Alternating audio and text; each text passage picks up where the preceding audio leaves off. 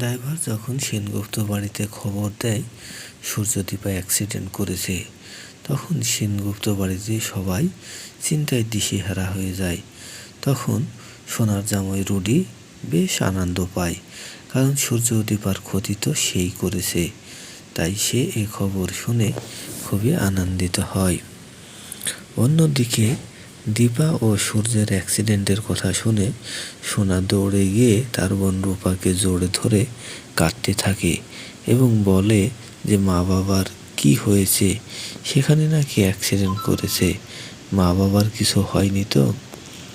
সোনা যখন রূপাকে জোরে ধরে এমন কথা বলতে থাকে, তখন সূর্যের বাবা এ দৃশ্য দেখে আনন্দিত হয়ে বলতে থাকে, সোনা দিদি ভাই, তোরা দুই বোন আজ একে অপরকে জোরে ধরে যেভাবে কথা বলছিস, এই দৃশ্য যদি তোদের মা বাবা দেখত তাহলে অনেক খুশি হতো।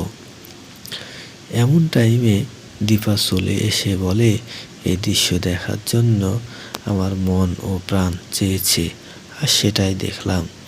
দীপার কথা শুনেই সোনা ও রূপা দীপার কাছে ছুটে চলে আসে, এসে বলে, মা তুমি ভালো আছো তো, তোমার কিছু হয়নি তো, বাবা কোথায়, বাবার কিছু হয়নি, তোমরা নাকি অ্যাক্সিডেন্ট করেছিলে। তখন দীপা বলে, আমরা ভালো আছি, তোর বাবাও ভালো হয়ে গিয়েছে। সূর্য সুস্থ হওয়া দেখে সেনগুপ্ত বাড়ির সবাই আনন্দিত হয়ে যায়। সকলে মিলেমিশে পহেলা বৈশাখ পালন করে।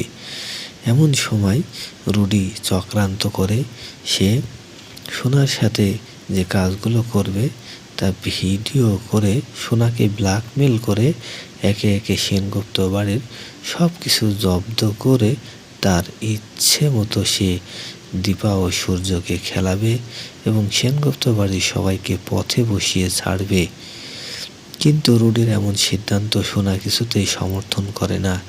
দীপা যখন সব কিছু জেনে যায়, তখন দীপা রুডিকে ছেড়ে দিতে চায় না, কেননা দীপা আগে থেকেই রুডির প্রতি সন্দেহ করছিল, সে খারাপ উদ্দেশ্য নিয়েই এ বাড়িতে এসেছে। তাই উপযুক্ত জবাব দিয়ে দেয় রুডিকে দীপা।